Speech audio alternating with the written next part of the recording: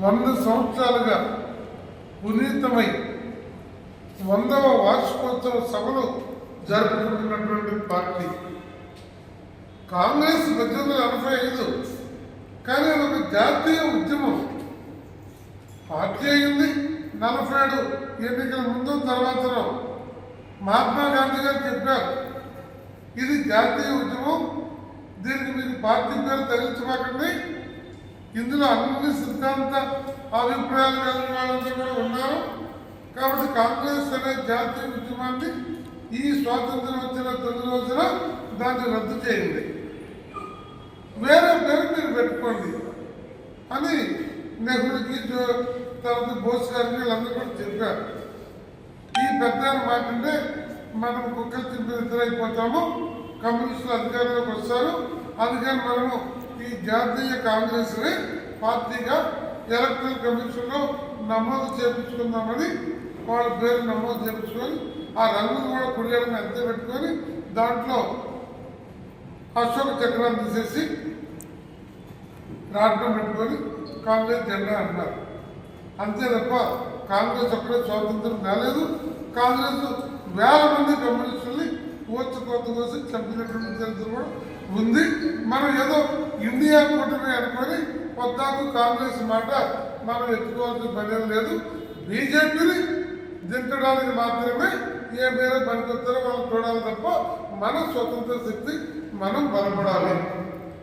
అందులో భాగంగా ఇప్పుడు మనం బలపడటానికి ఈ రాబోయే 5 సంవత్సరాలు చివరి ఎన్నికల్లోకి వచ్చినాక ఏడపడి చేద్దాం, ఏం చేద్దాం, ఏం చేస్తే బాగుంటుందని ఆ నలుగురు కూర్చొని మనం చేసే పద్ధతి కాకుండా ఇప్పుడు నుండే రానున్న 5 సంవత్సరాల తర్వాత రాబోయేటువంటి ఎన్నికల కోసమని కాకుండా రాబోయే 5 సంవత్సరాలు వచ్చే పరీక్షకి మన పార్టీని సమాయత్తం చేసుకోవాలి. వామపక్షాలు అని పద్ధతి వామపక్షాలు అనుకున్నా కూడా ప్రాక్టీస్లో చాలా ఇబ్బందులు ఉంటాయి. వామపక్ష ఐక్యత సిపిఐ నెంబర్ 1గా ఈ రాష్ట్రంలో ఎదిగినాడే వామపక్షాల ఐక్యత సాధ్యపడుతుంది. అలాంటి బలమైన శక్తిగా కార్యకర్తలు నైతిక, రాజకీయ, సైద్ధాంతిక పునాది కలిగిన నిర్మాణ టీమ్స్ ప్రతి గ్రామంలో, మండలంలో, నియోజకవర్గంలో, వార్డుల్లో, డివిజన్లో ఏర్పాటు చేసుకోవాలి. అందుకు ఈ సంవత్సరాన్ని మనం మోడల్గా పెట్టుకుందాం. రానున్న 2-3 సంవత్సరాలు ఉద్యమ సంవత్సరాలుగా మార్చుకుందాం. అందువల్ల శాఖల్ని చైతన్యవంతపరచడం, శాఖ సభ్యులు చైతన్యవంతపరచడం మీరందరూ తెలుసు, చాలా చోట్ల రావట్లేదండి. 32 లక్షల ఇళ్ల స్థలాలు, జగనన్న 17,000 నూతన కాలనీలు లేదా గ్రామాలు అని చెప్పినటువంటి గత ప్రభుత్వ ఆడంబరం అంతా 60% బోగస్ అని లబ్ధిదారులు బాధపడుతున్నారు. మన పార్టీ ప్రజలు కాదు, లబ్ధిదారులు. కాంట్రాక్టర్లకు ఇచ్చి వాళ్ళ పేరుతో కేంద్రం ఇచ్చిన 1,80,000 మరో 2-3-4 లక్షలు వాళ్ళ ఓపిక కొద్దీ వేసుకున్నటువంటి వాళ్ళు ఇల్లు కట్టుకున్నారు. తాత్కాలికంగా వేసిన రోడ్లు, కరెంటు స్తంభాలు తప్ప ఇతర మౌలిక సదుపాయాలు ఆ కాలనీలో ఏమీ లేవు. అనేక చోట్ల నిలువెత్తు పల్లపు భూములు, తీర ప్రాంతాలు, చెరువులు, గుంటలు ఒక భాగం. ఎమ్మెల్యేల యొక్క ఎన్నికల ఖర్చు 2-3 ఎన్నికలకు పనికొచ్చినట్టుగా భూములు వాడుకొని 3-4 రెట్లు ఎక్కువ వేసుకొని దాన్ని గవర్నమెంట్కి అప్పచెప్పి ఒకడు 40 కోట్లు, 50 కోట్లు, 10 కోట్లు సంపాదించినటువంటి వైసీపీ ఎమ్మెల్యేలు చాలామంది ఉన్నారు. టీడీపీలో సిపిఐ పార్టీ ప్రారంభం నుండి కనీస నివాస యోగ్యమైన ఇల్లు కావాలంటే 3 సెంట్లు ఉండాలి.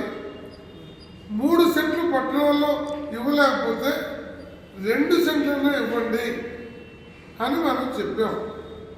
ఇంటి ముందు ఓ గేదె ఉన్నా లేదా ఓ జీవాలున్నా కోళ్ళు ఉన్నా ఇంటి ముందు మంచు వేసుకొని పడుకుందామన్నారు. 1 సెంట్ అంటే డైరెక్ట్ బెడ్రూమ్లో నుంచి వీధిలోకి దిగినట్టు అవుతుంది. అది నివాసయోగ్యం కాదు అని చెప్పాం. ఆయన జగన్మోహన్ రెడ్డి గారు ఓట్ల కోసం ఇచ్చింది తప్ప ప్రజల క్షేమం కోసం ఇచ్చింది కాదు అని జనానికి అర్థమైంది. అందుకనే ఆయన ఇంటికి పంపించారు. ఈ ప్రభుత్వం సిపిఐ ఏ డిమాండ్ అయితే గత 5-6 సంవత్సరాల కాలంగా చెప్తూ వచ్చిందో అదే డిమాండ్ని టీడీపీ జనసేన పార్టీలు వాళ్ళ మేనిఫెస్టోలో గ్రామాల్లో 3 సెంట్లు పట్టణాల్లో 2 సెంట్లు ఇస్తామని చెప్పి వాళ్ళు పెట్టారు. అయితే మేనిఫెస్టోలో పెట్టినవన్నీ ఈ ప్రాంతీయ జాతీయ బూర్జువా పార్టీలు అధికార పార్టీలు చిత్తశుద్ధితో అమలు జరుగుతాయని నమ్మితే మనం తప్పు చేసిన వాళ్ళం అవుతాం. అది చంద్రబాబు అయినా, పవన్ కళ్యాణ్ అయినా, జగన్మోహన్ రెడ్డి అయినా, లేకపోతే పురంధరేశ్వరైనా మరొక ఒత్తిడి ప్రజల చైతన్యం ఎప్పటికప్పుడు ప్రభుత్వాల మీద ఉంటేనే అది సాధ్యపడుతుంది. అందుకోసమే సిపిఐ పార్టీ 6 మాసాలు ఈ ప్రభుత్వాలకు వ్యవధించి 6వ మాసం మొదలుపెట్టాం. అర్జీలు తయారు చేసి సచివాలయాల్లో ఇవ్వడం. మనం ధర్నాలు కాదు, మన విశాలాంధ్రాలు అక్కడక్కడ ధర్నాలు ఆందోళన అంటారు.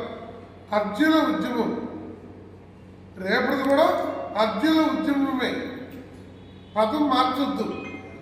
మీటింగుల్లో కూడా మనకు అలవాటైన పదాలు ధర్నాలు, మీటింగులు ఇవి కొద్ది భాష మారుద్దాం.